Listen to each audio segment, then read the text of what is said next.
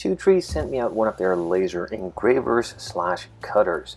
It is the TTS 55. This one has the 5.5 watt laser and also the bigger size of 400 by 420. You do have a 0.1 millimeter engraving accuracy and have the option to connect it via a USB wire or with the Wi-Fi option. As far as operating software for on your computer or Mac, it's pretty standard. You either use Laser Gerbil if you have a Windows computer, or Lightburn, which is a paid software for the Mac computers, but I'm also pretty sure that works for Windows as well. It's just a bit more expensive, but in my opinion, a really good software to use. We briefly touched on the laser earlier in the video. This is a 5.5 watt compressed spot laser.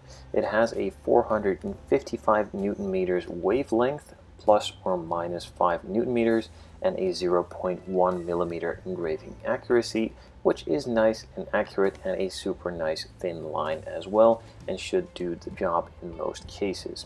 Now, like I said, it is a 5.5 watt laser, which is not incredibly strong, but for simply just engraving smaller items, this should be perfect, specifically for home use. Now, if you want to cut items and cut through specific plywoods or other stuff, then again, this laser isn't really all that strong, and it does require a lot of passes to cut through it. It can do it, but it will require multiple passes, and also not really that great for the lifespan of the laser itself, as it has to run on full capacity pretty much all the time for very long periods of time to cut through it. So for engraving, perfect. For cutting, not that great, but then again, it can do it.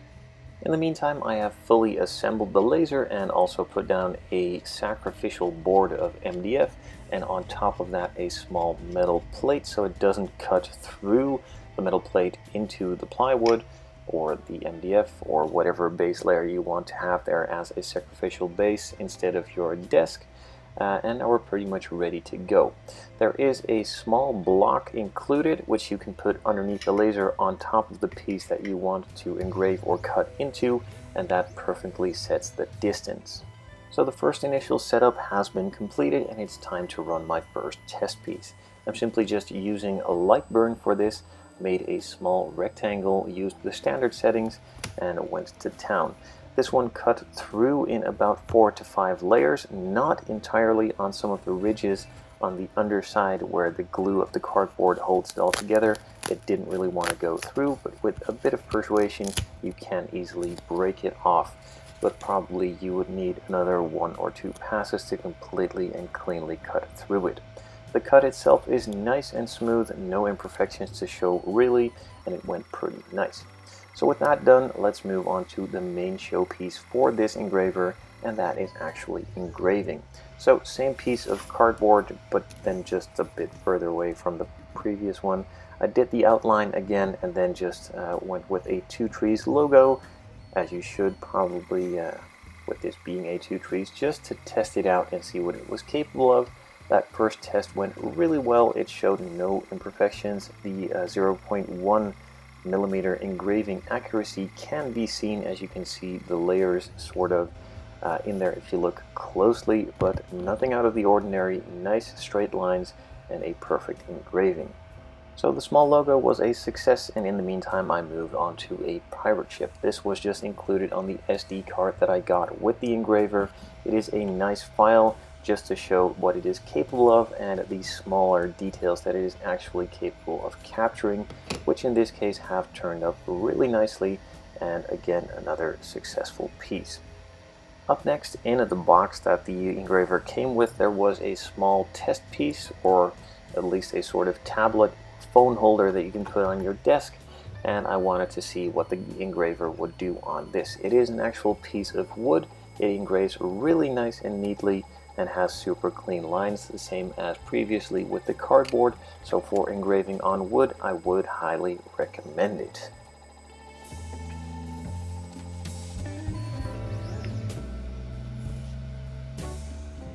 So if you space the laser out correctly, it should leave a perfect engraving. This one, again, the TwoTrees logo supplied on the USB, but it is a nice small test to show what the machine is capable of, and also show that it is perfectly aligned and is capable of doing straight lines left to right. I did also have a couple of test pieces made out of acrylic plastic. This is just a black keyring sort of plastic cutout, and again, perfect engraving, super nice, small size, but it doesn't really lose any details. Now, of course, this is a 420 by 400 millimeter engraver. For the size you can engrave on it, at least. The actual engraver is a little bit bigger, but you probably get my point. So just doing super small engravings isn't really all that useful for a big size engraver like this one. So I wanted to test it out on a bigger piece just to see if it was as consistent on the smaller pieces as it would be on the bigger one, making sure that everything is nicely aligned straight out of the box and no imperfections were to show, and it doesn't disappoint whatsoever. And as you can see up close, the engraving does not disappoint even on the bigger ones. All of the lines align perfectly well, super straight left to right, and a nice fine engraving. The difference in color here and there has nothing to do with the actual engraving, but more so on the material that I'm engraving on and the way that it burns in different spots, in different rates, and in different colors. Now that you've seen what the TTS 55 can do, let's go over a couple of pros and cons. So let's start off with a pro and a con at the same time.